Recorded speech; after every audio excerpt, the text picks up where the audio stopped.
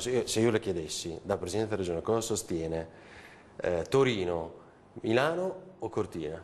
Cortina. Sì? Non c'è dubbio, anzi io mi auguro che Cortina 2026 possa diventare anche un'opportunità per il Friuli Venezia Giulia. L'ultimo endorsement viene direttamente dal numero 1 della regione Friuli Venezia Giulia. Per Massimiliano Fedriga, collega di ruolo e di partito di Luca Zaia, non è solo un dovere istituzionale di alleato, è un obiettivo strategico per il nord-est intero. Dagli industriali agli albergatori, tutti in campo per Cortina. Ci è voluto poco tempo per la mobilitazione chiesta a gran voce dal governatore Luca Zaia attraverso il messaggio appello audio ai veneti.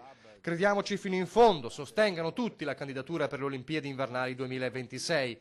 E la risposta arriva subito da Federalberghi, che scrive una lettera al numero 1 del CONI Malagò per spingere verso la vittoria delle Dolomiti. Cortina nel segno della località più prestigiosa montana italiana e forse prima ancora il concetto di Dolomiti che finalmente dopo tanti anni siamo riusciti a tirare fuori insieme agli amici del Trentino, agli amici dell'Alto Adige e anche agli amici del Friuli. Questa unione di tutte le Dolomiti per candidarsi alle Olimpiadi credo che sia un evento straordinario.